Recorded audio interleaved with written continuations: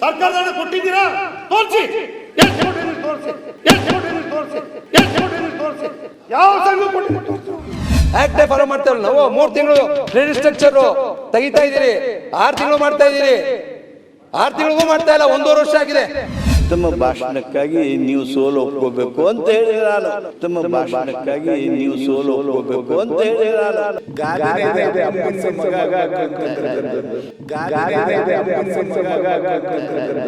ಸರ್ಕಾರದ ಹಸ್ತಕ್ಷೇಪ ನಮ್ಮ ಸಹಕಾರ ಸಂಘಗಳು ಯಾವತ್ತಿರುತ್ತೆ ಅವತ್ತು ಸಹಕಾರ ಸಂಘಗಳು ಉಳಿಯೋದಿಲ್ಲ. ರಾಜಕೀಯ ಹಸ್ತಕ್ಷೇಪ ಇರಬಾರ್ದು ಅಂತಕ್ಕಂಥದ್ದು ಸಹಕಾರಿಗಳ ತತ್ವ ಇವತ್ತಿಂದಲ್ಲ. ಸಹಕಾರ ಕ್ಷೇತ್ರ ಯಾವತ್ತು ಹುಟ್ಟುತ್ತೋ ಅವತ್ತಿಂದ ಇಲ್ಲಿ ತನಕನೂ ಸಹ ಸರ್ಕಾರದ ಹಸ್ತಕ್ಷೇಪ ಇರಬಾರ್ದು. ನೀವೇನು ಗೊತ್ತಿಲ್ಲದೆ ಇರೋನ್ನ ಏನೇನೋ ತಂದು ಸರ್ಕಾರ ಅಂತ ಮಾಡಿ ಮುಚ್ಚಿಬಿಡಿ ಸರ್ಕಾರ. ಬಾಲಕೃಷ್ಣ, ಇತಿಹಾಸದಲ್ಲಿ ಬರ್ಬಿಡಿ. ಮೈಸೂರು ಡಿಸಿಸಿ ಬ್ಯಾಂಕ್ ಚುನಾವಣೆ ನಡೆಸಕ್ಕೆ 1.5 ವರ್ಷ ಆಯ್ತು. 1.5 ವರ್ಷ ಆಡಳಿತಾಧಿಕಾರಿಗಳಿದ್ದಾರೆ. ಯಾವ ಆಕ್ಟ್ ಅಲ್ಲಿ ಹೇಳಿದೆ? ಎಲ್ಲಿದೆ? ಈ ಬಿಲ್ ಪಾಸ್ ಮಾಡಿ ಏನ್ ಪ್ರಯೋಜನ? ತಿದ್ದುಪಡಿ ಮಾಡಿ ಏನ್ ಪ್ರಯೋಜನ? ಆಕ್ಟ್ ಇದೆ ಏನ್ ಪ್ರಯೋಜನ? ಇವತ್ತ ಹರೀಶ್ ಗೌಡ ಯುವಕ ಸಹಕಾರಿ ಆದರೂ ಸಹಿತ ಸಹಕಾರಿ ಕ್ಷೇತ್ರದ ನ್ಯೂನತೆಗಳನ್ನ ನಮಗೂ ಮನವರಿಕೆ ಆಗುವಂಗೆ ಹೇಳೋದ್ರ ಜೊತೆಗೆ ಸಹಕಾರ ಕ್ಷೇತ್ರಕ್ಕೆ ಏನೇನು ಒಳ್ಳೇದು ಅನ್ನೋದನ್ನ ಹಾಗೂ ಬೆಂಬಲ ಮಾಡೋದ್ರೊಳಗೆ ಅತ್ತಾಗಿತ್ತಾಗ ನೋಡಲಿಲ್ಲ ಅವರು. ಸರ್ಕಾರದ ಈ ಪ್ರಸ್ತಾವನೆಯನ್ನ ಕಾನೂನನ್ನ ಬಲ ಕೊಟ್ಟರು. ಅದಕ್ಕಾಗಿ ಅವರು ಮಾಡಿರ್ತಕ್ಕಂಥ ಆ ಉತ್ತಮ ಭಾಷಣಕ್ಕಾಗಿ ನೀವು ಸೋಲು ಒಪ್ಕೋಬೇಕು ಅಂತ ಹೇಳಿ ನಾನು ಅಷ್ಟೇ. 100 ವರ್ಷದಿಂದ ಸಹಕಾರ ಹಣ ಕೊಟ್ಟಿಲ್ಲ. ಶೇರ್ ದನ, ಡಿಪಾಸಿಟ್ ಹಣ, ಸಾಲ ಕೊಡ್ತಾರೆ, ಅದು ಅಭಿವೃದ್ಧಿ ಆಗ್ತಾರೆ ಅವರು. ಇದ್ರ ಮೇಲೆ ಹಾಕ್ಕೋಬೇಕು ನಿಮ್ಗೆ. ಸಂಸ್ಥೆಗಳ ಮೆಂಬರ್ಶಿಪ್ ಬಗ್ಗೆ ಹೇಳಿದರು. ನಾನು ಒಂದೇ ಹೇಳ್ತೀನಿ, ಸಂಸ್ಥೆಗಳಿಗೆ ನಾಮಿನೇಷನ್ ಮಾಡುವಾಗ ಈ ಕಾನೂನಲ್ಲಿ ಮಾಡಿದ್ದೇವೆ ನಾವು. ಸಂಸ್ಥೆಗಳಿಗೆ ನಾಮಿನೇಷನ್ ಮಾಡುವಾಗ ಯಾರು ಬೇಕು ಅವ್ರು ಮಾಡೋದಲ್ಲ. ನೀವು ಯಾರು ಸೊಸೈಟಿಗೆ ಮೆಂಬರ್ ಮಾಡ್ಕೊಂಡಿರ್ತೀರಿ ಬೋರ್ಡ್ನವರು, ಅವ್ರನ್ನ ನಾವು ನಾಮಕರಣ ಮಾಡ್ತೇವೆ ಹೊರತು ನಾಮಕರಣ ಮಾಡೋದಕ್ಕೆ ಬರ್ತದೆ ಹೊರತು ಈ ಕಾನೂನಿನ ಪ್ರಕಾರ ನಮಗ್ ಮನಸ್ಸಿಗೆ ಬಂದವ್ರನ್ನ ಮಾಡಕ್ ಬರೋದು. ಸಹಕಾರನೇ ಬೇರೆ, ಸರ್ಕಾರನೇ ಬೇರೆ. ಸರ್ಕಾರ ಅಂತ ತಿಳ್ಕೊಂಡು ನೀವು KH ಪಾಟೀಲ್ ಜೊತೆ ನಾನು KH ಪಾಟೀಲ್ ರೆಡ್ಡಿ ಕಾಂಗ್ರೆಸ್, ಅವ್ರ ಪುತ್ತೂರು HK ಪಾಟೀಲ್, ಇವು PS ವಿಶ್ವನಾಥ್ ಕೊಟ್ರೆ ಇಂಟರ್ನ್ಯಾಷನಲ್ ಲೀಡರ್ ನೀವು. ನಮ್ಮ ರಾಜ್ಯದಲ್ಲಿ ಇರ್ತಕ್ಕಂಥ ಎಷ್ಟು ಸಹಕಾರಿ ಸಂಘಗಳಿದಾವೆ ಅದನ್ನೆಲ್ಲವನ್ನೂ ಸಹ ನೆರವು ಪಡೆದ ಸಂಘ ಅಂತ ಡಿಕ್ಲೇರ್ ಮಾಡಬಹುದು. ಆತರ ಡೆಫಿನೇಷನ್ ಇಲ್ಲಿ ಕೊಟ್ಟಿದ್ದಾರೆ ಅಧ್ಯಕ್ಷರೇ. ಆದ್ರಿಂದ ನೆರವು ಪಡೆದ ಸಂಘದಲ್ಲಿ ರಾಜ್ಯದ ನೋಂದಾಯಿತ ಎಲ್ಲ ಸಹಕಾರ ಸಂಘಗಳು ನೆರವು ಪಡೆದ ಸಂಘ ಅಂತ ಡಿಕ್ಲೇರ್ ಮಾಡಿದ್ರೆ ಒಳ್ಳೆಯದು. ಸ್ವಾಯತ್ತತೆ, ಸ್ವಾತಂತ್ರ್ಯ ಇರ್ತಕ್ಕಂಥ ಸಹಕಾರ ಕ್ಷೇತ್ರ ಇದು. ಸ್ವಾಯತ್ತತೆ, ಸ್ವಾತಂತ್ರ್ಯ ಇರ್ತಕ್ಕಂಥ ಕ್ಷೇತ್ರದಲ್ಲಿ ಸರ್ಕಾರಕ್ಕೆ ಹೋಲಿಸ್ತಿರಲ್ಲ ನೀವು. ಸರ್ಕಾರನ ಇದು, ಸರ್ಕಾರದಿಂದ ನಡೀತಾ ಇದೆ ಇದು. ಅಧ್ಯಕ್ಷರೇ, ಸರ್ಕಾರದ ನಾಮನಿರ್ದೇಶನದ ಸಂದರ್ಭದಲ್ಲಿ ನಾಮನಿರ್ದೇಶಿತ ವ್ಯಕ್ತಿಗಳು ಕಚೇರಿಯ ಪದಾಧಿಕಾರಿಗಳ ಚುನಾವಣೆಯಲ್ಲಿ ಮತ ಚಲಾಯಿಸಲಾಗಲಿ ಅಥವಾ ಸ್ಪರ್ಧೆಗಾಗಲಿ ಅರ್ಹರಲ್ಲ ಎಂದು ಹೇಳ್ತಾರೆ ಅಧ್ಯಕ್ಷ. ಇಲ್ಲಿ ಜಿಲ್ಲಾ ಪಂಚಾಯಿತಿ, ಮಂಡಲ ಪಂಚಾಯಿತಿಯಲ್ಲಿ ಸಾಮಾಜಿಕ ಕಳಕಳಿ ನ್ಯಾಯ ಕೊಟ್ಟಿದ್ದೇವೆ, ಅದನ್ನ ಇದರಲ್ಲೂ ತರ್ತಾ ಇದ್ದೀವಿ ಅಂತೇಳಿ ನೀವು ಹಿರಿಯ ಸಹಕಾರಿಗಳಾಗಿ ಗ್ರಾಮ ಪಂಚಾಯಿತಿಗಳಿಗೆ ಈ ಸಹಕಾರ ಕ್ಷೇತ್ರ ಹೋಲಿಸ್ಬೋದೆ? ಸ್ವಾಯತ್ತತೆ, ಸ್ವಾತಂತ್ರ್ಯ ಇರ್ತಕ್ಕಂಥ ಸಹಕಾರ ಕ್ಷೇತ್ರ ಇದು. ಸ್ವಾಯತ್ತತೆ, ಸ್ವಾತಂತ್ರ್ಯ ಇರ್ತಕ್ಕಂಥ ಕ್ಷೇತ್ರದಲ್ಲಿ ಸರ್ಕಾರಕ್ಕೆ ಹೋಲಿಸ್ತಿರಲ್ಲ ನೀವು. ಸರ್ಕಾರನ ಇದು, ಸರ್ಕಾರದಿಂದ ನಡೀತಾ ಇದೆ ಇದು. ಅಧ್ಯಕ್ಷರೇ, ಸಹಕಾರ ಸಂಘಗಳ ನೌಕರರು ಸರ್ಕಾರದ ನೌಕರರಲ್ಲ. ಸಹಕಾರ ಸಂಘದ ವ್ಯಾಪ್ತಿ ಹಳ್ಳಿಯಿಂದ ದಿಲ್ಲಿವರೆಗಿದೆ. ಸಹಕಾರ ಸಂಘ ಸಂಪನ್ಮೂಲವನ್ನು ಕ್ರೋಢೀಕರಿಸಿ ಅದರ ವೆಚ್ಚವನ್ನು ತಾನೇ ಭರಿಸುತ್ತದೆ. ಸಹಕಾರ ಸಂಘವು ಆರ್ಥಿಕ ಸಂಸ್ಥೆಯನ್ನಾಗಿ ತನ್ನದೇ ಬಂಡವಾಳದ ಮೂಲಕ ಕಾರ್ಯ ಚಟುವಟಿಕೆಗಳನ್ನು ಜರುಗಿಸುತ್ತದೆ. ಯಾವುದೇ ಸಹಕಾರ ಸಂಘವು ಸಹಕಾರ ಅಡಿ ನೋಂದಣಿವಾಗಿರ್ತಕ್ಕಂಥದ್ದು. ಯಾವುದೇ ಸಹಕಾರ ಸಂಘವನ್ನು ಸಮಾಪನೆಗೊಳಿಸಬಹುದು. ಆದರೆ ಗ್ರಾಮ ಪಂಚಾಯಿತಿಯಲ್ಲಿ ಪಂಚಾಯಿತಿಯ ನೌಕರರು ಸರ್ಕಾರದ ನೌಕರರು. ಪಂಚಾಯಿತಿ ವ್ಯಾಪ್ತಿಯು ಸೀಮಿತವಾಗಿದೆ. ಗ್ರಾಮ ಪಂಚಾಯಿತಿಗೆ ಗ್ರಾಮ ಪಂಚಾಯತ್ ತೆರಿಗೆಗಳನ್ನು ಸಂಗ್ರಹಿಸುವ ಅಧಿಕಾರವನ್ನು ಹೊಂದಿರುತ್ತದೆ. ಸರ್ಕಾರವು ಅನುದಾನವನ್ನು ಒದಗಿಸುತ್ತದೆ. ಪಂಚಾಯಿತಿಯು ಸರ್ಕಾರದ ನಿರ್ದೇಶನದಂತೆ ಕೆಲಸ ನಿರ್ವಹಿಸುತ್ತದೆ. ಪಂಚಾಯಿತಿಯನ್ನು ನೋಂದಣಿ ಮಾಡುವ ಅಗತ್ಯ ಇಲ್ಲ, ಅದನ್ನು ಸಮಾಪನೆಗೊಳಿಸುವ ಪ್ರಶ್ನೆಯೇ ಇಲ್ಲ. ಅಧ್ಯಕ್ಷರೇ, ಇವತ್ತು ಇದೇ ಕೇಂದ್ರ ಸರ್ಕಾರದಲ್ಲಿ ಏನು ಬಹಳಷ್ಟು ವರ್ಷಗಳಿಂದ ಕೇಂದ್ರದಲ್ಲಿದ್ದಂಥ ಕಾಂಗ್ರೆಸ್ ಸರ್ಕಾರ ಜವಾಹರ್ಲಾಲ್ ನೆಹರೂರಿಂದ ಹಿಡಿದು ಲಾಲ್ ಬಹದ್ದೂರ್ ಶಾಸ್ತ್ರಿ ಅವರಿಂದ ಹಿಡಿದು ಈ ಕ್ಷೇತ್ರಕ್ಕೆ ಶಕ್ತಿಯನ್ನು ತುಂಬಿದ್ದಾರೆ ಕಾಂಗ್ರೆಸ್ ಸರ್ಕಾರ, ಕೇಂದ್ರ ಸರ್ಕಾರ. ಆದರೆ ಇವತ್ತು ಕರ್ನಾಟಕ ಸಹಕಾರ ಕಾಯ್ದೆಗೆ ತಿದ್ದುಪಡಿ ತಂದು ಇವತ್ತೇನು ಮಾಡ್ತಾ ಇದ್ದೀರಿ? ಹಿಂದೆ ಕಾಂಗ್ರೆಸ್ ಸರ್ಕಾರ ಅಧಿಕಾರದ ಅರ್ಧನಾರೀಶ್ವರನ್ ಸಮಿತಿ ವರದಿ ಓದಿದ್ದೀರಿ ನೀವು, ಚೌಧರಿ ಬ್ರಹ್ಮಪ್ರಕಾಶ್ ಸಮಿತಿ ಓದಿದ್ದೀರಿ ನೀವು, ವೈದ್ಯನಾಥನ್ ಸಮಿತಿ ಓದಿದ್ದೀರಿ ನೀವು. ಸ್ವಾತಂತ್ರ್ಯವಾಗಿರಬೇಕು, ಸ್ವಾಯತ್ತತೆ ಇರಬೇಕು, ಸ್ಥಳೀಯ ಸಂಸ್ಥೆಗಳಿಗೆ ನಾಮಿನೇಷನ್ ಮಾಡುವಂಗಿಲ್ಲ. ಏನಿದ್ರು ಕೂಡ ಜಿಲ್ಲಾ ಬ್ಯಾಂಕ್, ಅಪೆಕ್ಸ್ ಬ್ಯಾಂಕ್ಗೆ ಒಂದೇ ಒಂದು ನಾಮಿನಿ ಮಾಡಬೇಕು. 100 ಕೋಟಿ ಇದ್ರೂ ಕೂಡ ಒಂದೇ ಒಂದು ನಾಮಿನೇಷನ್ ಮಾಡಬೇಕು ಅಂತಕ್ಕಂಥದ್ದನ್ನು ಹೇಳಿದೆ ಅಧ್ಯಕ್ಷರೇ. ಇವತ್ತು ಅಷ್ಟೇ ಅಲ್ಲ ಅಧ್ಯಕ್ಷರೇ, ಇವತ್ತು ನಿಮಗೆ ಹೇಳಲಿಕ್ಕೆ ಬಯಸ್ತೀನಿ ಅಧ್ಯಕ್ಷರೇ, ಇವತ್ತು ಭಾರತ ಸರ್ವೋಚ್ಚ ನ್ಯಾಯಾಲಯವು ಜನರಲ್ ಮ್ಯಾನೇಜರ್ ಕಿಸಾನ್ ಕೋಆಪರೇಟಿವ್ ಚಿನ್ನಿ ಮಿಲ್ಸ್ ಎಲ್ಟಿಡಿ ಸುಲ್ತಾನ್ಪುರ ಉತ್ತರ ಪ್ರದೇಶದಲ್ಲಿ ಅವತ್ತು ಸುಪ್ರೀಂ ಕೋರ್ಟ್ಗೆ ಹೋಗಿ ಉತ್ತರ ಪ್ರದೇಶ ಹೋಗಿತ್ತು ಕೋರ್ಟ್ಗೆ. 50ರಷ್ಟು ಷೇರು ಬಂಡವಾಳ ಹೊಂದಿದ್ದರೂ ಸಹ ಅದು ಸಂವಿಧಾನದ ಅನುಚ್ಛೇದ 12ರ ವ್ಯಾಪ್ತಿಯಡಿಯಲ್ಲಿ ಬರುವುದಿಲ್ಲವೆಂದು ಸ್ಪಷ್ಟಪಡಿಸಿದೆ. ಮತ್ತೊಂದು 2006ರಲ್ಲಿ ಕರ್ನಾಟಕದ ಭದ್ರ ಸಹಕಾರ ಕಾರ್ಖಾನೆ ಹರಿಹರ ಇತರ ನೌಕರರ ಅರ್ಜಿಯಲ್ಲಿ ಭಾರತ ಸರ್ವೋಚ್ಚ ನ್ಯಾಯಾಲಯವು ಸರ್ಕಾರದ ಬಂಡವಾಳವು 50%ಕ್ಕಿಂತ ಜಾಸ್ತಿ ಇದ್ದರೂ ಸಹ ಸದರಿ ಕಾರ್ಖಾನೆಯು ಭಾರತ ಸಂವಿಧಾನದ ಅನುಚ್ಛೇದ 12ರಲ್ಲಿ ಬರುವುದಿಲ್ಲವೆಂದು ಸ್ಪಷ್ಟಪಡಿಸುತ್ತದೆ. ಆ ನಂತರದ ಅನೇಕ ತೀರ್ಪುಗಳಲ್ಲಿ ಇದೇ ಅಭಿಪ್ರಾಯವನ್ನು ಸುಪ್ರೀಂ ಕೋರ್ಟ್ ನೀಡಿದೆ. ಆದರೆ ನೀವು ಸಹಕಾರ ಸಂಘವನ್ನು ತೆಗೆದು ಯಾವ್ಯಾವ ಸಂಘಗಳಿದ್ದಾವೆ ಅವೆಲ್ಲವೂ ಕೂಡ ಒಂದೇ ಕ್ಯಾಟಗರಿ ಬರ್ತವೆ, ಅವೆಲ್ಲನೂ ನಾಮಿನಿ ಮಾಡ್ತೀವಿ, ಅಲ್ಲಿ ಅಧ್ಯಕ್ಷಗಳಾಗ್ತೀವಿ. ಈ ರೀತಿ ನೀವು ಮಾಡ್ತಾ ಇರ್ತಕ್ಕಂಥದ್ದು ಎಷ್ಟು ಸರಿ ಅಂತಕ್ಕಂಥದ್ದನ್ನು ಇವತ್ತು ಯೋಚನೆ ಮಾಡಿ. ಅಧ್ಯಕ್ಷರೇ, ನಿಮ್ಗೊಂದು ಮಾತು ಹೇಳಿಕ್ಕೆ ಬಯಸ್ತೇನೆ ಅಧ್ಯಕ್ಷರೇ. DCC ಬ್ಯಾಂಕ್ 45,000 ಕೋಟಿ ಡಿಪಾಸಿಟ್ ಇದೆ, ಕ್ರೆಡಿಟ್ 40,000 ಕೋಟಿ ಡಿಪಾಸಿಟ್ ಇದೆ, ಅಪೆಕ್ಸಲ್ಲಿ 12,000 ಕೋಟಿ ಇದೆ, ಸೌಹಾರ್ದದಲ್ಲಿ 40,000 ಕೋಟಿ ಇದೆ. ಅಧ್ಯಕ್ಷರೇ, ಇವತ್ತು ಪ್ರತಿಯೊಬ್ಬ ಇವತ್ತು ಇಂಥ ಒಂದು ರಾಜ್ಯದಲ್ಲಿ 47 ಸಹಕಾರ ಸಂಘಗಳಲ್ಲಿ 37,000 ಸಕ್ರಿಯ ಸಹಕಾರ ಸಂಘಗಳಿದ್ದಾವೆ, 25,000 ಸಹಕಾರ ಲಾಭಾಂಶದಲ್ಲಿದ್ದಾವೆ, 5 ರಿಂದ 6 ಲಕ್ಷ ಇವ್ರ ಪ್ರಕಾರ ಡೈರೆಕ್ಟರ್ಗಳಾದರೆ ನೀವೇ ಇವತ್ತು ಮಾಡಿದ್ದೀರಿ. ಏನು ಮಾಡಿದ್ದೀರಿ? 6 ಜನ ಚುನಾಯಿತ ಪ್ರತಿನಿಧಿಗಳಲ್ಲಿ ರಿಸರ್ವೇಷನ್ ಇದೆ, 6 ಜನ ಕೊಟ್ಟಿದ್ದೀರಿ. ಈಗ 3 ಜನ ಕೊಡ್ತಾ ಇದ್ದೀರಿ. ಯಾರು ಕೊಟ್ಟಿದ್ದೀರಿ? ಒಂದು SC, ಒಂದು ST, ಒಂದು ಜನರಲ್ ಲೇಡಿ. ಹಂಗಾರೆ 20 ಲಕ್ಷ ಹಿಂದುಳಿದ ವರ್ಗದವ್ರು ಎಲ್ಲೋದ್ರು? ಅವ್ರನ್ನ ಕಾಣಲಿಲ್ಲ ಕಣ್ಣಿಗೆ ನಿಮಗೆ? ಹಿಂದುಳಿದ ವರ್ಗದವರು ಸಿದ್ದರಾಮಯ್ಯನವರು ಹಿಂದುಳಿದ ವರ್ಗ ಕಟ್ಟಿದ್ದಾರೆ. ಆವತ್ತಿಂದ ಮುಖ್ಯಮಂತ್ರಿಗಳಾಗಿ ಯಾಕಿಲ್ಲ ಸ್ವಾಮಿ ಹಿಂದುಳಿದ ವರ್ಗಕ್ಕೊಂದು ತೋರಿಸಿಲ್ಲ? ನೀವು ಯಾಕೆ ಮಾಡಿಲ್ಲ ನೀವು ಇದನ್ನು? ಏನು ಸ್ವಾಮಿ ನೀವು SCಗಳಿಗೆ ನಮ್ಮನ್ನು ಧರಣಿ ಮಾಡಿದ್ರು ಹೋದ್ಸರಿ ಮಾತಾಡಿರೋದಕ್ಕೆ ನಾನೊಬ್ಬ ಯೂನಿಯನ್ನಲ್ಲಿ ರಾಜೀನಾಮೆ ಕೊಟ್ಟು ದಲಿತ ಗ್ರಾಜ್ಯುಯೇಟ್ನ ಅಧ್ಯಕ್ಷ ಮಾಡಿದ್ದೀನಿ. ಯೂನಿಯನ್ಗೆ ರಾಜ್ಯದಲ್ಲಿ ಯಾರೂ ಮಾಡಿಲ್ಲ. ಅಧ್ಯಕ್ಷರೇ, ನಾನು ನಿಮ್ಗೆ ಹೇಳಲಿಕ್ಕೆ ಬಯಸ್ತೀನಿ, ಆ SC ST ಹಿಂದುಳಿದವರು ನಾಮಿನಿ ಮಾಡಿಬಿಟ್ಟು ಡೈರೆಕ್ಟ್ರ್ ಹಾಕಿದ್ರೆ ವರ್ಷಕ್ಕೊಂದು ಸಾರಿ ನೀನು ಆಸ್ತಿ ವಿವರ ಘೋಷಣೆ ಮಾಡು ಅಂತ ಹೇಳ್ತಿರಲ್ಲ. ಅವ್ನಿಗೇನು ಗೊತ್ತಿದೆ? ಹೆಬ್ಬೆಟ್ಟು ಹೊತ್ತವ್ರು ಇದ್ದಾರೆ, ಅವ್ರು ತೆಗೆದು ಪ್ರತಿ ವರ್ಷ ಆಸ್ತಿ ಘೋಷಣೆ ಮಾಡು. ಇಲ್ಲದೆ ಇದ್ರೆ ಡಿಸ್ಕ್ವಾಲಿಫೈ. ಸರ್ಕಾರ ಸಹಕಾರ ನಿಮ್ದಾ? ಸರ್ಕಾರದ ಹಣ ಕೊಟ್ಟಿದ್ದೀರಾ? ತೋರಿಸಿ, ಎಷ್ಟು ಕೊಟ್ಟಿದ್ದೀರಿ ತೋರಿಸಿ. ಯಾವ ಸಂಘ ಕೊಟ್ಟಿದ್ದೀರಿ ತೋರಿಸಿ ನೋಡಿ. ಸರ್ಕಾರದ ಹಣ ಕೊಟ್ಟಿದ್ದೀರಾ? ತೋರಿಸಿ, ಎಷ್ಟು ಕೊಟ್ಟಿದ್ದೀರಿ ತೋರಿಸಿ. ಯಾವ ಸಂಘ ಕೊಟ್ಟಿದ್ದೀರಿ ತೋರಿಸಿ ನೋಡಿ.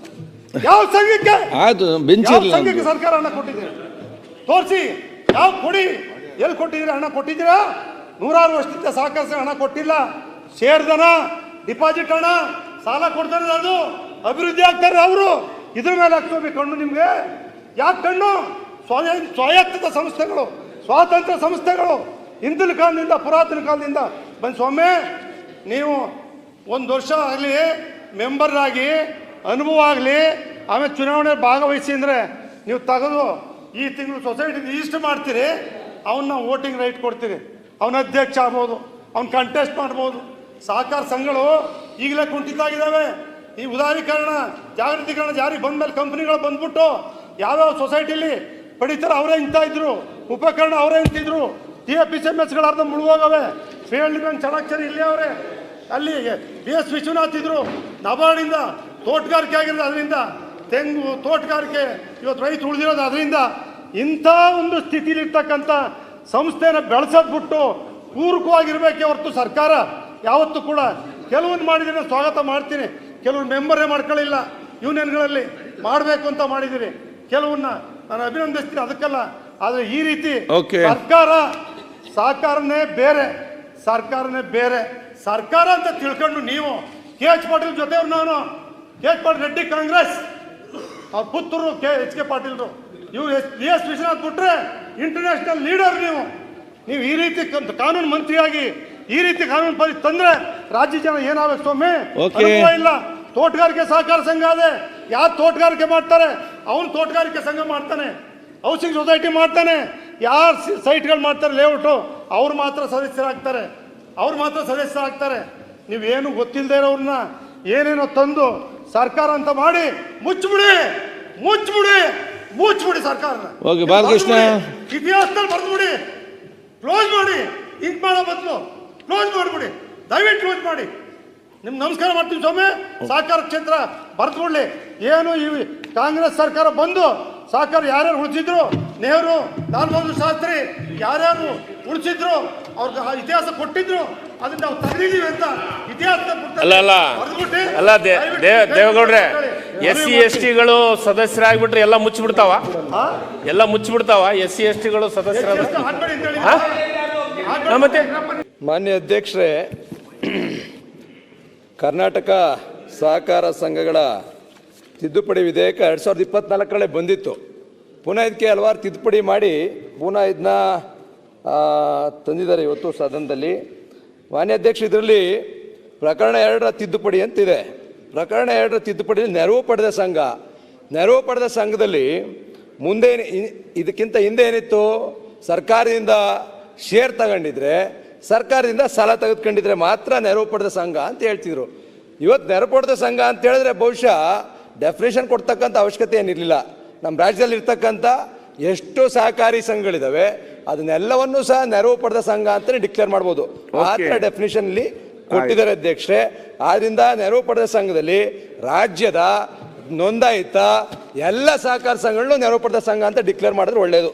ಆ ಥರ ಇದೆ. ಜೊತೆಗೆ ಇಲ್ಲೇನು ಮಾಡಿದ್ದಾರೆ ಅಧ್ಯಕ್ಷರೇ, ಈ ರಿಸರ್ವೇಷನ್ಗೆ ನಮ್ದು ಯಾರ್ದು ವಿರೋಧ ಇಲ್ಲ. ನಾವು ಸಂಪೂರ್ಣವಾಗಿ ರಿಸರ್ವೇಷನ್ಗೆ ನಮ್ಮ ಸ್ವಾಗತ ಇದೆ. ಇವತ್ತೇನಾಗಿದೆ, ಪ್ರಕರಣ 21ರ ತಿದ್ದುಪಡಿಯನ್ನು ತಂದಿದ್ದಾರೆ. ಏನು ಹೇಳ್ತಾರೆ, ಮೂಲ ಅಧಿನಿಯಮದ 21ನೇ ಪ್ರಕರಣದ 3ನೇ ಉಪಪ್ರಕರಣದಲ್ಲಿನ ವಿವರಣೆಗೂ ಮೊದಲು ಈ ಮುಂದಿನದನ್ನು ಸೇರಿಸ್ತಕ್ಕದ್ದು ಎಂದರೆ, ಈ ಅಧಿನಿಯಮ ಅಥವಾ ಅದರಡಿ ರಚಿಸಿದ ಉಪವಿಧಿಗಳಲ್ಲಿ ಏನೇ ಒಳಗೊಂಡಿದ್ದರೂ ಮಾಧ್ಯಮಿಕ ಸಹಕಾರ ಸಂಘ, ಫೆಡರಲ್ ಸಹಕಾರ ಸಂಘ ಮತ್ತು ಅಪೆಕ್ಸ್ ಸಹಕಾರ ಸಂಘಗಳ ಮಂಡಳಿಯ ಚುನಾವಣೆಯಲ್ಲಿ ಮೀಸಲಾತಿ ಸ್ಥಾನಗಳಿಗೆ ಮಾನ್ಯ ಸಚಿವರು ನಾನು ಕೇಳಕ್ಕೆ ಬಯಸ್ತೇನೆ ಮಾನ್ಯ ಅಧ್ಯಕ್ಷರೇ, ಫೆಡರಲ್ ಸಹಕಾರ ಸಂಘ, ಅಪೆಕ್ಸ್ ಸಹಕಾರ ಸಂಘಗಳಲ್ಲಿ ರೆಪ್ರೆಸೆಂಟೇಷನ್ ಇರ್ತಕ್ಕಂಥದ್ದು ಸಂಘಗಳಿಗೆ. ಅಲ್ಲಿ ಇಂಡಿವಿಜುವಲ್ಲು ಯಾವುದೇ ವ್ಯಕ್ತಿಗಳಿಗಾಗಲಿ ಸದಸ್ಯರಿಗಾಗಲಿ ಅಲ್ಲಿ ರೆಪ್ರೆಸೆಂಟೇಷನ್ ಇಲ್ಲ. ಮೊದಲು ಮೀಸಲಾತಿಯನ್ನು ಕಲ್ಪಿಸ್ತೀವಿ ಅಂತ ಹೇಳ್ತಾ ಇದ್ದಾರೆ. ದಯಮಾಡಿ ಇವತ್ತು ಅದನ್ನು ಹೇಳಿಕೆಯಾಗಿ ಉಳಿಬಾರ್ದು. ಮೀಸಲಾತಿ ಕಲ್ಪಿಸ್ಕೊಡ್ತೀವಿ ಅಂದರೆ ಯಾವ ರೀತಿ ಮೀಸಲಾತಿ ಕಲ್ಪಿಸ್ಕೊಡ್ತೀವಿ ಅಂತಕ್ಕಂಥ ತಿಳಿಸೇ ಇಲ್ಲ ಅಧ್ಯಕ್ಷರಲ್ಲಿ. ಮೀಸಲಾತಿ ಸ್ಥಾನಗಳಿಗೆ ಯಾರು ಬೇಕಾದ್ರೂ ಮತ ಯಾವುದೇ ವರ್ಗದ ನಿಯಮಿಸಿದ ತಮ್ಮ ಮತಗಳನ್ನು ಚಲಾಯಿಸಲು ಇರತಕ್ಕಿತ್ತು ಅಂದರೆ ಯಾವ ರೀತಿ ರಿಸರ್ವೇಷನ್ನ ಫೆಡರಲ್ ಸಹಕಾರ ಸಂಘಗಳಿಗೆ, ಅಪೆಕ್ಸ್ ಸಹಕಾರ ಸಂಘಗಳಿಗೆ ಯಾವ ರೀತಿ ರಿಸರ್ವೇಷನ್ ತರ್ತೀನಿ ಅಂತಕ್ಕಂಥದ್ದನ್ನ ಹೇಳಬೇಕು ಅಧ್ಯಕ್ಷರೇ. ಜೊತೆಗೆ ಇವತ್ತು ಏನು 28A ತಿದ್ದುಪಡಿ ಮಾಡ್ತಾ ಇದ್ದಾರೆ. 28A ತಿದ್ದುಪಡಿಲಿ ಕಳೆದ ಬಾರಿ 3 ಸದಸ್ಯರ ನಾಮನಿರ್ದೇಶನ ಮಾಡ್ತಕ್ಕಂಥದ್ದು, ಅವ್ರಿಗೆ ವೋಟಿಂಗ್ ರೈಟ್ಸ್ನ ಕೊಡ್ತಕ್ಕಂಥದ್ದು ಮಾಡಿದರು. ಈ ಬಾರಿ ಅದನ್ನು ತೆಗೆದು ಪ್ರಕರಣ 28A ತಿದ್ದುಪಡಿ ಮಾಡಿದ್ದಾರೆ. ಅದರಲ್ಲಿ 2 ಇಟ್ಕೊಂಡಿದ್ದಾರೆ. ಒಂದು, ನೆರವು ಪಡೆದ ಸಹಕಾರ ಸಂಘದ ಸಂದರ್ಭದಲ್ಲಿ ಸರ್ಕಾರದ ನಾಮನಿರ್ದೇಶನವು 28A ಪ್ರಕರಣದ 4B ಉಪಪ್ರಕರಣದಲ್ಲಿ ನಿರ್ದಿಷ್ಟಪಡಿಸಿದಂತೆ ಎಂದು ಹೇಳ್ತಾರೆ. ಅಂದರೆ ಇಲ್ಲಿ 28A 4B ಏನು ಹೇಳ್ತೆ ಅಧ್ಯಕ್ಷರೇ, ರಾಜ್ಯ ಸರ್ಕಾರವು ಪ್ರಾಥಮಿಕ ಕೃಷಿ ಪತ್ತಿನ ಸಹಕಾರ ಸಂಘದ ಮಂಡಳಿಯನ್ನು ಹೊರತುಪಡಿಸಿ ಉಳಿದ ನೆರವು ಪಡೆದ ಪ್ರತಿಯೊಂದು ಸಹಕಾರ ಸಂಘದ ಮಂಡಳಿಗೆ ಒಬ್ಬ ವ್ಯಕ್ತಿಯನ್ನು ತನ್ನ ಪ್ರತಿನಿಧಿಯಾಗಿ ನಾಮಕರಣ ಮಾಡಬಹುದು. ನಾಮನಿರ್ದೇಶಿತ ವ್ಯಕ್ತಿಯು ಸಹಕಾರ ಸಂಘದ ಎಲ್ಲ ಸಭೆಗಳಲ್ಲಿ ಹಾಗೂ ಚುನಾವಣೆಗಳಲ್ಲಿ ಮತ ಚಲಾಯಿಸಬಹುದು ಹಾಗೂ ಸಹಕಾರ ಸಂಘದ ಎಲ್ಲ ಚುನಾವಣೆಗಳಲ್ಲಿ ಸ್ಪರ್ಧಿಸಬಹುದು ಅಂತ 28A 4B ಹೇಳುತ್ತೆ ಅಧ್ಯಕ್ಷರೇ. ಅದ್ರ ಜೊತೆಗೆ ಇನ್ನೊಂದು ಸೇರ್ಪಡೆ ಏನು ಮಾಡಿದ್ದಾರೆ, 53A ಅಬಾಲಿಷ್ ಆಗಿತ್ತು, ಪುನಃ ಇಂಟ್ರೊಡ್ಯೂಸ್ ಮಾಡಿದ್ದಾರೆ. ಈಗ 53A ಏನು ಹೇಳುತ್ತೆ ಅಧ್ಯಕ್ಷರೇ, ಸರ್ಕಾರದ ನಾಮ ನಿರ್ದೇಶನದ ಸಂದರ್ಭದಲ್ಲಿ ನಾಮನಿರ್ದೇಶಿತ ವ್ಯಕ್ತಿಗಳು ಕಚೇರಿಯ ಪದಾಧಿಕಾರಿಗಳ ಚುನಾವಣೆಯಲ್ಲಿ ಮತ ಚಲಾಯಿಸಲಾಗಲಿ ಅಥವಾ ಸ್ಪರ್ಧೆಗಾಗಲಿ ಅರ್ಹರಲ್ಲ ಎಂದು ಹೇಳ್ತಾರೆ ಅಧ್ಯಕ್ಷ. ಇಲ್ಲಿ ದ್ವಂದ್ವ 28A(4)B ಜೊತೆಗೆ 53A ಎರಡನ್ನೂ ಉಳಿಸ್ಕೊಳ್ತಾರ, ಎರಡನ್ನೂ ಉಳಿಸಿ ಅದರಾಧಾರದ ಮೇಲೆ ನಾಮಿನೇಷನ್ ಮಾಡ್ತಾರ. ಮಾನ್ಯ ಸಚಿವರು ಇದಕ್ಕೆ ಉತ್ತರವನ್ನು ಕೊಡಬೇಕು, ಸ್ಪಷ್ಟೀಕರಣವನ್ನು. ಎರಡನ್ನೂ ಉಳಿಸೋದಾದ್ರೆ 4 ಜನ ನಾಮಿನೇಷನ್ ಆಯ್ತು, 3 ಜನ ಅಲ್ಲ, 4 ಜನ ನಾಮಿನೇಷನ್ ಆಯ್ತು ಅಧ್ಯಕ್ಷರೇ. ಆದ್ರಿಂದ ಇದಕ್ಕೆ ಅವರು ಸ್ಪಷ್ಟೀಕರಣವನ್ನು ಕೊಡಬೇಕು. ಜೊತೆಗೆ 53A ಅದಾದ್ಮೇಲೆ ಪುನಃ ಉಪಪ್ರಕರಣ 3ರಲ್ಲಿ ಪ್ರತಿ ಸಹಕಾರ ಸಂಘದ ಸಮಿತಿಯಲ್ಲಿ ಎಂಬ ಪದಗಳಿಗೆ ಬದಲಾಗಿ ಪ್ರತಿ ಪ್ರಾಥಮಿಕ, ಮಾಧ್ಯಮಿಕ, ಫೆಡರಲ್ ಮತ್ತು ಅಪೆಕ್ಸ್ ಸಹಕಾರ ಸಂಘದ ಸಮಿತಿಯಲ್ಲಿ ಎಂದು ಸೇರಿಸಿದ್ದಾರೆ ಅಧ್ಯಕ್ಷರೇ. ಈಗ ಪ್ರಸ್ತುತ ಉಪಪ್ರಕರಣ 3 ಏನು ಹೇಳುತ್ತೆ, ಪ್ರತಿ ಸಹಕಾರ ಸಂಘದಲ್ಲಿ ಪರಿಶಿಷ್ಟ ಜಾತಿಗೆ 1, ಪರಿಶಿಷ್ಟ ಪಂಗಡಕ್ಕೆ 1 ಸ್ಥಾನ, ಮಹಿಳೆಯರಿಗೆ 2 ಸ್ಥಾನ, ಹಿಂದುಳಿದ ವರ್ಗದವರಿಗೆ 2 ಸ್ಥಾನ ಚುನಾವಣೆ ಮೂಲಕ ಭರ್ತಿ ಮಾಡೋದು ಅಂತ ಹೇಳ್ತಾರೆ. ಫೆಡರಲ್ ಮತ್ತು ಅಪೆಕ್ಸ್ ಸಹಕಾರ ಸಂಘದ ಸಮಿತಿಯಲ್ಲಿ ಮತ್ತೊಮ್ಮೆ ನಾನು ಕೇಳ್ತಕ್ಕಂಥದ್ದು, ಯಾವ ರೀತಿಯಲ್ಲಿ ಮೀಸಲಾತಿಯನ್ನು ಕಲ್ಪಿಸ್ಕೊಡ್ತೀರಿ ಅಂತಕ್ಕಂಥ ಪ್ರಶ್ನೆ ಮತ್ತೊಮ್ಮೆ ನಾನು ಮಾನ್ಯ ಸಚಿವರಿಗೆ ಕೇಳಕ್ಕೆ ಬಯಸ್ತೀನಿ ಅಧ್ಯಕ್ಷರೇ. ಜೊತೆಗೆ ಇನ್ನೇನು ಒಂದು 29H ಪದಾಧಿಕಾರಿಯ ವಿರುದ್ಧ ಅವಿಶ್ವಾಸ ಸೂಚಿಸುವುದು, ಉಪಪ್ರಕರಣ 1ರಲ್ಲಿನ ಚುನಾಯಿತ ಎಂಬ ಪದವನ್ನು ಬಿಟ್ಟು ಬಿಡತಕ್ಕದ್ದು, ಚುನಾಯಿತ ಎಂಬ ಪದವನ್ನು ಬಿಟ್ಟು ಬಿಡ್ತಕ್ಕದ್ದು. ಅವಿಶ್ವಾಸ ಗೊತ್ತೋಳಿ ನಿರ್ಣಯವನ್ನು ಮಂಡಿಸಬೇಕು ಅಂದರೆ ಚುನಾಯಿತ ಪ್ರತಿನಿಧಿಗಳು ಮಾಡ್ಬೇಕು ಅದನ್ನು. ಈಗ ಅವಿಶ್ವಾಸ ಗೊತ್ತೋಳಿ ಮಂಡನೆ ಮಾಡ್ಬೇಕಾದ್ರೆ ಸರ್ಕಾರದಿಂದ ಅಧಿಕಾರಿಗಳಿರ್ತಾರೆ, ಸರ್ಕಾರದಿಂದ ನಾಮನಿರ್ದೇಶನದವ್ರು ಇರ್ತಾರೆ, ಅವರೆಲ್ಲರೂ ಸೇರಿ ಅವಿಶ್ವಾಸ ಗೊತ್ತೋಳಿ ಮಂಡನೆ ಮಾಡಿದಾದ್ರೆ ಸಹಕಾರ ಸಂಸ್ಥೆಯ ಸ್ವಾಯತ್ತತೆ ಯಾವುದೇ ಕಾರಣಕ್ಕೂ ಉಳಿಯೋ ಪ್ರಶ್ನೆನೇ ಇಲ್ಲ. ನಾವೆಲ್ಲರೂ ಸಹ ಸಹಕಾರಿ ಸಂಸ್ಥೆಗಳು ಈಗಾಗಲೇ ಚರ್ಚೆ ನಡೀತು. ಇವತ್ತು ಶಿವಲಿಂಗೇಗೌಡರು ಹೇಳಿದ್ರು ನಬಾರ್ಡ್ನಿಂದ 64% ಬರ್ತಾ ಇತ್ತು, 34% ಇವತ್ತು ಬರ್ತಾ ಇದೆ ಅಂತ. ನಾನು ರಾಜ್ಯ ಸರ್ಕಾರದಲ್ಲಿ ಅವರು ಹೇಳಿದ್ರು, ಅದಕ್ಕೆ ನಾನು ಸಹ ಬೆಂಬಲವನ್ನು ಕೊಡ್ತೀನಿ. ರಾಜ್ಯ ಸರ್ಕಾರದಲ್ಲಿ ಇವತ್ತು 56,000 ಕೋಟಿಯಷ್ಟು ಗ್ಯಾರಂಟಿ ಯೋಜನೆಗಳಿಗೆ ಕೊಡ್ತಾ ಇದ್ದೀರಿ, ವಿರೋಧ ಇಲ್ಲ. ಇವತ್ತು ನಮ್ಮ ರೈತರಿಗೆ ಸಾಲವನ್ನು ಕೊಡ್ತಾ ಇರ್ತಕ್ಕಂಥದ್ದು ಇದು. ನಾವು ನಮ್ಮ ರೈತರಿಗೆ ಇವತ್ತು ರಾಜ್ಯ ಸರ್ಕಾರ ಬರ್ಸ್ಕೊಡ್ಬೋದು. ಇವತ್ತು 5,500 ಕೋಟಿ ಬರ್ತಿತ್ತು ನಬಾರ್ಡಿಂದ, ಇವತ್ತು 3,000 ಕೋಟಿಗೆ ಇಳಿದಿದೆ. ದಯಮಾಡಿ 2,500 ಕೋಟಿಯಷ್ಟು ಹಣವನ್ನು ರಾಜ್ಯ ಸರ್ಕಾರ ನಮ್ಮ ರೈತರಿಗೆ ಸಾಲವನ್ನು ಕೊಡ್ತಕ್ಕಂಥದ್ದನ್ನ ಮಾಡಬೇಕು. ಜೊತೆಗೆ ಸಹಕಾರ ಸಂಘಗಳಲ್ಲಿ ಬಹುಶಃ ಇವತ್ತು ಏನು ಹೇಳ್ತಾರೆ, ಪ್ರಾಥಮಿಕ ಕೃಷಿ ಪತ್ತಿನ ಹಾಲು ಉತ್ಪಾದಕರ ಅಧ್ಯಕ್ಷರು, ಉಪಾಧ್ಯಕ್ಷರು ರಿಸರ್ವೇಷನ್ ಅಂತ ಹೇಳ್ತಾರೆ ಅಧ್ಯಕ್ಷರೇ. ನಮಗೆ ಇದಕ್ಕೇನು ವಿರೋಧ ಇಲ್ಲ. ಅಧ್ಯಕ್ಷರು, ಉಪಾಧ್ಯಕ್ಷರು ರಿಸರ್ವೇಷನ್ನು ಮಾಡ್ತಿದ್ದಾರೆ, ನಮ್ದೇನು ವಿರೋಧ ಇಲ್ಲ. ಆದರೆ ಇವತ್ತು ಅಧ್ಯಕ್ಷರು, ಉಪಾಧ್ಯಕ್ಷರು ರಿಸರ್ವೇಷನ್ ತಂದಂಥ ಸಂದರ್ಭದಲ್ಲಿ ನಮ್ಮ ಸಹಕಾರ ಸಂಘದಲ್ಲಿ ಇವತ್ತೇನಾಗಿದೆ, ಇವತ್ತು ನಾಮಿನೇಷನ್ನು ಸಹ ಮಾಡ್ತಾ ಇದ್ದೀರಿ. ಅದರಲ್ಲಿ 3 ಜನಕ್ಕಿಲ್ಲ, ಒಬ್ರಿಗೆ ವೋಟಿಂಗ್ ಪವರ್ ಇದೆ, ಅಧಿಕಾರಿಗಳಿರ್ತಾರೆ. ಹಾಲು ಉತ್ಪಾದಕರ ಸಹಕಾರ ಸಂಘದಲ್ಲಿ ಅವ್ರಿಗೂ ಸಹ ಅಧ್ಯಕ್ಷರು, ಉಪಾಧ್ಯಕ್ಷರು ರಿಸರ್ವೇಷನ್ನ ಮಾಡ್ತಕ್ಕಂಥ ಸಂದರ್ಭದಲ್ಲಿ ನಾವು ಇವತ್ತು ಗ್ರಾಮ ಪಂಚಾಯಿತಿ, ಜಿಲ್ಲಾ ಪಂಚಾಯಿತಿ, ಸ್ಥಳೀಯ ಸಂಸ್ಥೆಗಳು ಅಲ್ಲಿ ಸರ್ಕಾರದಿಂದ ಅನುದಾನವನ್ನು ಕೊಡ್ತೀವಿ. ಸರ್ಕಾರದಿಂದ ಎಲ್ಲ ರೀತಿಯಾದಂಥ ಅನುದಾನ ಸ್ಥಳೀಯ ಸಂಸ್ಥೆಗಳಿಗೆ ನಾವು ಕೊಡ್ತಾ ಇದ್ದೀವಿ. ನಮ್ಮ ಸಹಕಾರ ಸಂಘಗಳಿಗೆ ಅನುದಾನವನ್ನು ಸರ್ಕಾರ ಯಾವ ರೀತಿ ಕೊಡ್ತಾ ಇದೆ? ಓಕೆ ಅಧ್ಯಕ್ಷ, ಒಂದೇ ನಿಮಿಷ. ಕೊಡ್ತಾ ಇಲ್ಲ, ಎಲ್ಲೂ ಸಹ ಕೊಡ್ತಾ ಇಲ್ಲ. ಅದಕ್ಕೆ ಅಸಿಸ್ಟೆಡ್ ಸೊಸೈಟೀಸ್ ಅಂತ ಇಷ್ಟು ಸೇರಿಸ್ಬಿಟ್ಟಿದ್ದೀರಿ. ಅಲ್ಲಿ ಏನು ಹೇಳ್ತೀರಿ, ರಿಯಾಯಿತಿ ದರದಲ್ಲಿ ನಿವೇಶನ ಅಥವಾ ಭೂಮಿಯನ್ನು ಖರೀದಿಸಿದಲ್ಲಿ ಅಥವಾ ಗುತ್ತಿಗೆ ಆದಾದ್ಮೇಲೆ ನಿವೇಶನ ಅಥವಾ ಭೂಮಿಯನ್ನು ಪಡೆದಿದ್ದಲ್ಲಿ ಅಂತ ಹೇಳ್ತೀರಿ. ಅಸಿಸ್ಟೆಡ್ ಸೊಸೈಟೀಸ್ ಡೆಫಿನೇಷನ್ ಈ ಥರ ಆದಮೇಲೆ ನಮಗೆ ಗೊತ್ತಿಲ್ಲ ಎಲ್ಲೆಲ್ಲಿಗೆ ರಿಸರ್ವೇಷನ್ ಹೋಗುತ್ತೆ. ರಿಸರ್ವೇಷನ್ ತಗೊಬನ್ನಿ, ನಮ್ಮದೇನು ಅಭ್ಯಂತರ ಇಲ್ಲವೇ ಇಲ್ಲ. ಆದರೆ ಇದೆಲ್ಲವನ್ನು ಅಸಿಸ್ಟೆಡ್ ಸೊಸೈಟೀಸ್ಗೆ ಸೇರಿಸಿ ಅಲ್ಲಿ ರಿಸರ್ವೇಷನ್ ತಂದಂಥ ಸಂದರ್ಭದಲ್ಲಿ ಯಾವುದೇ ಅನುದಾನ ಇಲ್ಲದೇ ಇರ್ತಕ್ಕಂಥ ಸಂದರ್ಭದಲ್ಲಿ ಈಗ ಚುನಾಯಿತ ಪ್ರತಿನಿಧಿಗಳು ಬಂದಿರ್ತಾರೆ, ಅವರು ಅಧ್ಯಕ್ಷರು, ಉಪಾಧ್ಯಕ್ಷರು ಎಲ್ಲ ರಿಸರ್ವೇಷನ್ ಇದೆ, ತಗೊಬನ್ನಿ. ಅದನ್ನ ಯಾವ ರೀತಿ ಇಂಪ್ಲಿಮೆಂಟ್ ಮಾಡ್ತೀರಿ ಅಂತಕ್ಕಂಥದ್ದು ಭಾಳ ಮುಖ್ಯ. ಸ್ವಾಯತ್ತತೆ, ಸ್ವಾಯತ್ತತೆ, ಸ್ವಾಯತ್ತತೆ. ನಮ್ಮ ಸಹಕಾರ ಸಂಘಗಳಿಗೆ ನಾವು ಯಾವತ್ತೂ ಬಯಸ್ತಕ್ಕಂಥದ್ದು ಸ್ವಾಯತ್ತತೆ. ಇವತ್ತು ಸರ್ಕಾರದ ಹಸ್ತಕ್ಷೇಪ ಆಗಬೇಕು ಅಂತಕ್ಕಂಥ ಉದ್ದೇಶವನ್ನು ಇಟ್ಕೊಂಡು ಈ ಬಿಲ್ನ ಉದ್ದೇಶಪೂರ್ವಕವಾಗಿ ತಂದಿರ್ತಕ್ಕಂಥದ್ದು. ಅಧ್ಯಕ್ಷರು, ಉಪಾಧ್ಯಕ್ಷರು ರಿಸರ್ವೇಷನ್ ಫಿಕ್ಸ್ ಮಾಡ್ತಕ್ಕಂಥದ್ದು ಯಾರು, ರಿಸರ್ವೇಷನ್ ಮಾಡ್ತಕ್ಕಂಥದ್ದು ಯಾರು? ನಮ್ಮದೇನು ವಿರೋಧ ಇಲ್ಲ. ಯಾವ ರೀತಿ ಫಿಕ್ಸ್ ಮಾಡ್ತೀರಿ? ಯಾವ ರೀತಿ ಫಿಕ್ಸ್ ಮಾಡೋಕ್ಕೆ ಸಾಧ್ಯ ಇದೆ? ಮಾಡಿ. ಫಿಕ್ಸ್ ಮಾಡಿ ಗ್ರೋಸರಿ ಸಿಸ್ಟಮ್ ಗ್ರಾಮ ಪಂಚಾಯತಿಲಿ ಯಾವ ರೀತಿಯಾದಂಥ ರಾಜಕೀಯ ಇವತ್ತು ಪ್ರತಿಯೊಬ್ಬರಿಗೂ ಗೊತ್ತಿದೆ. ಇಲ್ಲಿ ಕೂತಿರ್ತಕ್ಕಂಥ 224 ಜನ ಶಾಸಕರುಗಳು ಸಹ ಗ್ರಾಮ ಪಂಚಾಯತ್ ಚುನಾವಣೆ ಏನು ನಡೆಯುತ್ತೆ, ಜಿಲ್ಲಾ ಪಂಚಾಯತಿ ಏನು ನಡೆಯುತ್ತೆ, ನಗರಸಭೆ ನಡೆಯುತ್ತೆ, ಪುರಸಭೆ ನಡೆಯುತ್ತೆ ಅಂತಕ್ಕಂಥದ್ದು ಎಲ್ಲರಿಗೂ ಗೊತ್ತಿರ್ತಕ್ಕಂಥ ವಿಚಾರ. ಅಲ್ಲೇನು ಮುಚ್ಚುಮರೆ ಇಲ್ಲ, ಎಲ್ಲರದು ಓಪನ್ ಸೀಕ್ರೆಟ್ ಅದು. ಆದರೆ ಇವತ್ತು ನಮ್ಮ ಸಹಕಾರ ಸಂಘಗಳಲ್ಲೂ ಸಹ ಇವತ್ತು ಪ್ರಾಥಮಿಕ ಕೃಷಿ ಪತ್ತಿನ ಸಹಕಾರ ಸಂಘಗಳು ಎಲ್ಲಿಂದ ನಡೀತಾ ಇದೆ, ಎಲ್ಲಿಂದ ನಡೀತಾ ಇದೆ ಹೇಳಿದ್ರು. ನಬಾರ್ಡಿಂದ ಕೊಡ್ತಾ ಇದೀವಿ ಅಂತ 20,000 ನಾವೆಲ್ಲೋ ಅದೇನೋ ರಿಜಿಸ್ಟರ್ ಮಾಡಿಸ್ಕೊಬಿಡ್ತೀವಿ ಅಂತ. ನಬಾರ್ಡಿಂದ ಬರ್ತಾ ಇದ್ದಿದ್ದು 64%, 34% ಬರ್ತಾ ಇದೆ. ಇವತ್ತು 5,000 ಕೋಟಿ ಬರ್ತಾ ಇದೆ, 3,000 ಕೋಟಿ ಬರ್ತಾ ಇದೆ. ಸಾಲ ಕೊಡೋದು ಅಧ್ಯಕ್ಷ ನಾನು ಹೇಳ್ತಾ ಇರ್ತಕ್ಕಂಥದ್ದು. ಆದ್ರಿಂದ ರಿಸರ್ವೇಶನ್ ಮಾಡ್ತಕ್ಕಂಥ ಸಂದರ್ಭ, ರಿಸರ್ವೇಶನ್ ಮಾಡಬೇಡಿ ಅಂತ ನಾನು ಹೇಳೋದಿಲ್ಲ. ಸರ್ಕಾರದ ಹಸ್ತಕ್ಷೇಪ ನಮ್ಮ ಸಹಕಾರ ಸಂಘಗಳು ಯಾವತ್ತಿರುತ್ತೆ ಅವತ್ತು ಸಹಕಾರ ಸಂಘಗಳು ಉಳಿಯೋದಿಲ್ಲ. ರಾಜಕೀಯ ಹಸ್ತಕ್ಷೇಪ ಇರಬಾರ್ದು ಅಂತಕ್ಕಂಥದ್ದು ಸಹಕಾರಿಗಳ ತತ್ವ ಇವತ್ತಿಂದಲ್ಲ.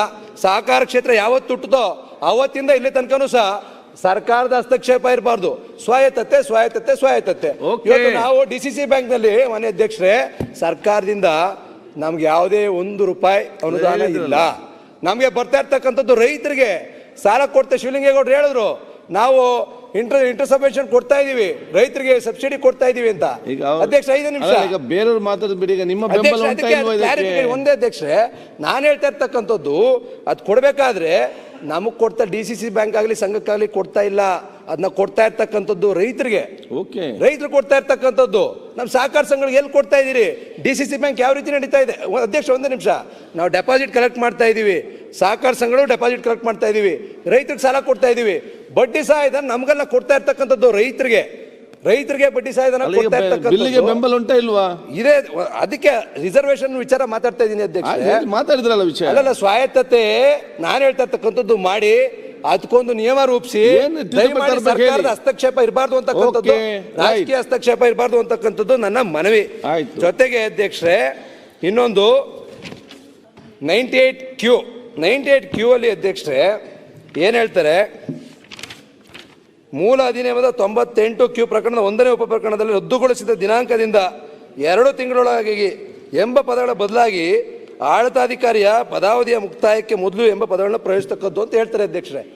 ನಮ್ಮಲ್ಲಿ ಆ್ಯಕ್ಟಲ್ಲಿ ಹೇಳ್ತಕ್ಕಂಥದ್ದು ಯಾವುದೇ ಒಂದು ಸಂಘ, ಯಾವುದೇ ಒಂದು ಬ್ಯಾಂಕು ಚುನಾವಣೆ ನಡೆಸಲು ವಿಫಲ ಆದರೆ 6 ತಿಂಗಳೊಳಗಡೆ ಎಲೆಕ್ಷನ್ ಮಾಡಬೇಕು, 6 ತಿಂಗಳ ತನಕ ಆಡಳಿತಾಧಿಕಾರಿ ಹಾಕಬೇಕು ಅಂತಕ್ಕಂಥ ಆ್ಯಕ್ಟ್ ಇರ್ತಕ್ಕಂಥದ್ದು.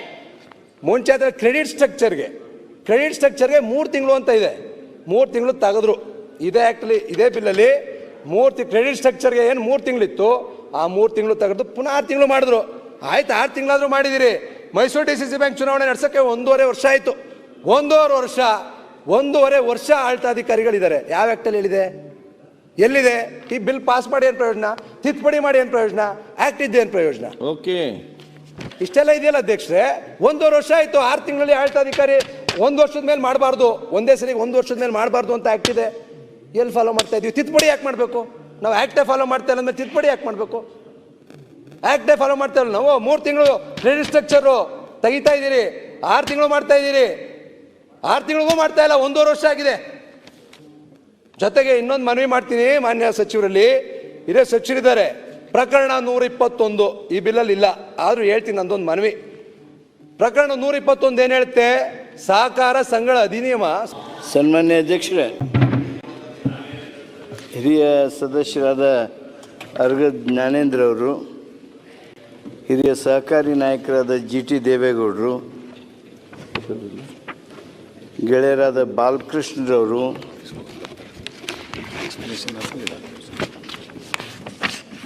ಆನಂದ್ ಅವರು, ಮಾನ್ಯ ಶಿವಲಿಂಗೇಗೌಡರು, ಷಡಕ್ಷರಿ ಅವರು,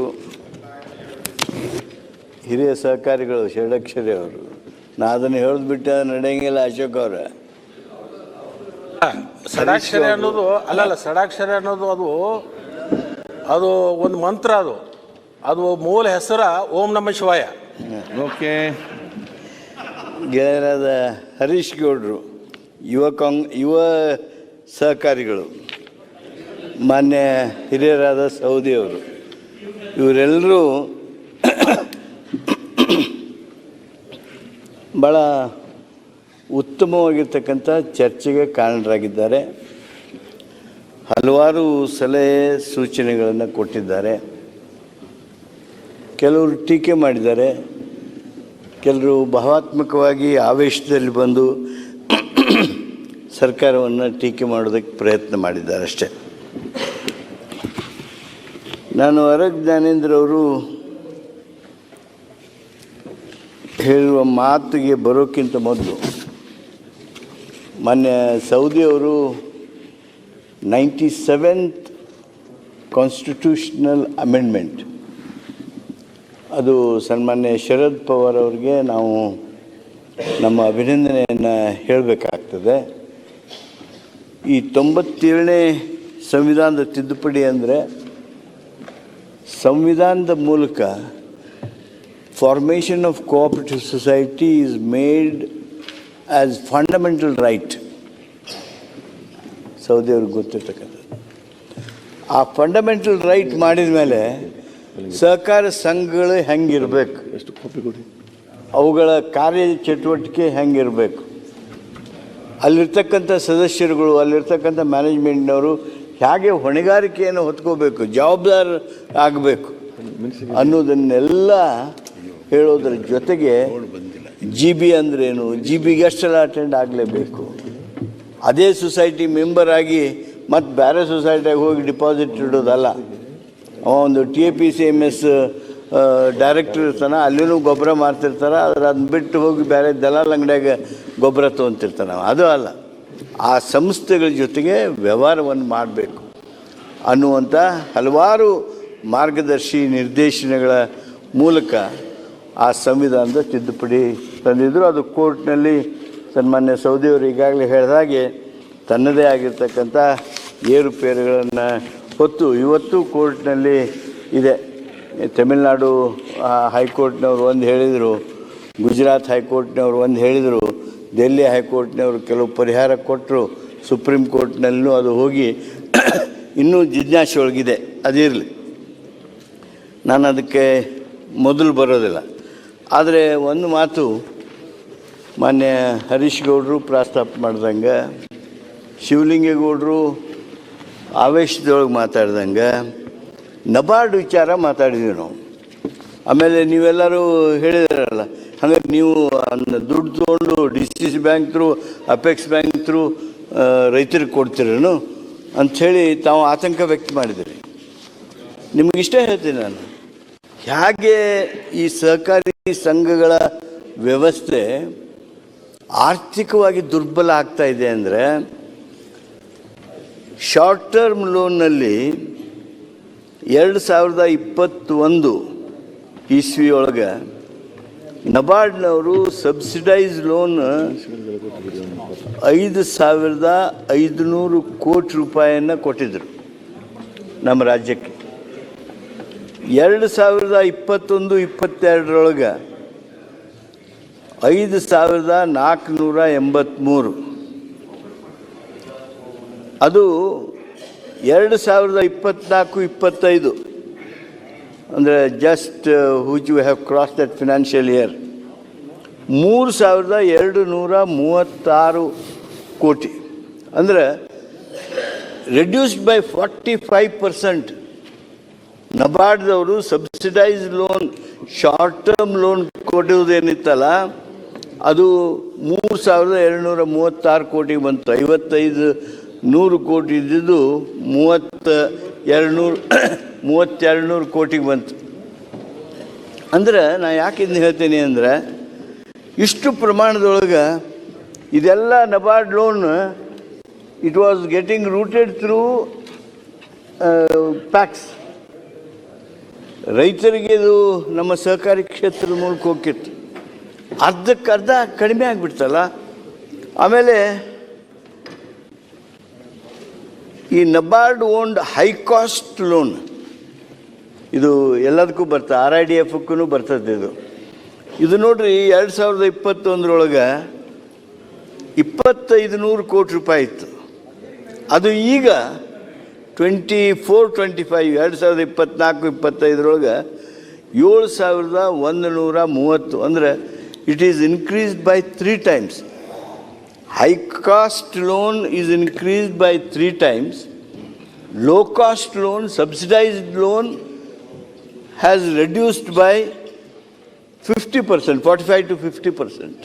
ಅಂದರೆ ಸರ್ಕಾರ ಸಂಸ್ಥೆಗಳು ಕೆಲಸ ಮಾಡೋದಕ್ಕೆ, ಇಫೆಕ್ಟಿವ್ ಆಗಿ ಕೆಲಸ ಮಾಡೋದಕ್ಕೆ ಯಾವ ರೀತಿಯಾಗಿರ್ತಕ್ಕಂಥ ವಾತಾವರಣ ರಾಷ್ಟ್ರದಲ್ಲಿದೆ ಅನ್ನೋದನ್ನು ನಾವೆಲ್ಲರೂ ಅರ್ಥ ಮಾಡ್ಕೋಬೇಕು.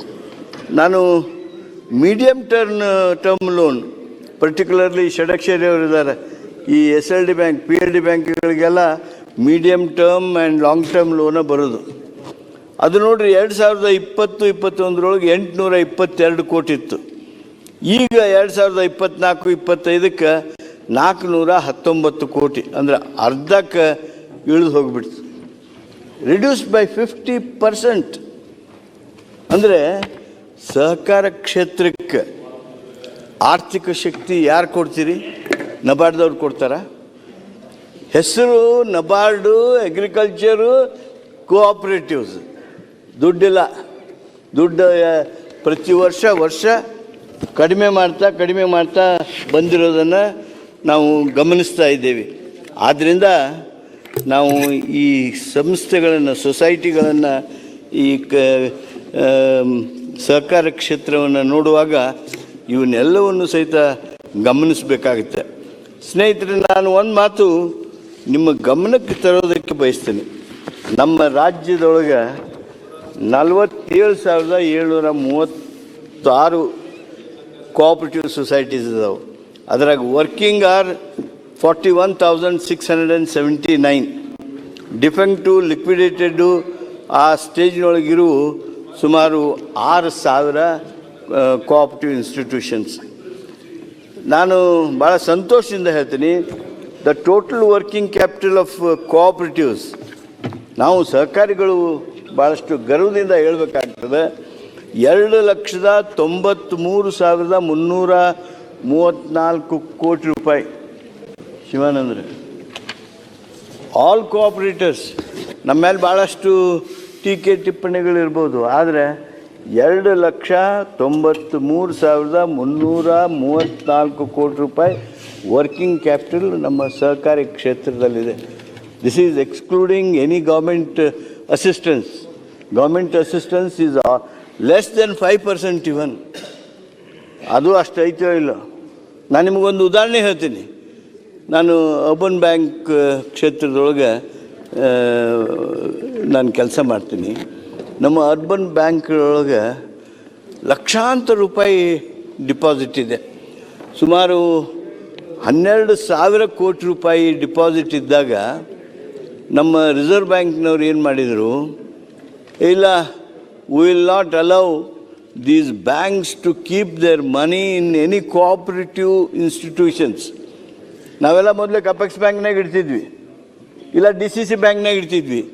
ಅವೆಲ್ಲ SLR, ಸ್ಟ್ಯಾಚ್ಯುಟರಿ ಲಿಕ್ವಿಡಿಟಿ ರೇಷಿಯೋಕ್ಕೆ ಕೌಂಟ್ ಹಾಕಿದ್ವಿ. ಅದು ಒಂದು by just stroke of a pen, ಅಧ್ಯಕ್ಷರೇ, ರಿಸರ್ವ್ ಬ್ಯಾಂಕ್ನವ್ರು ಏನು ಮಾಡಿದರು, ಇದನ್ನು ನೀವು ಎಲ್ಲೂ ಇಡೋದಕ್ಕೆ ಬರೋದಿಲ್ಲ, you will keep all this money only in government securities.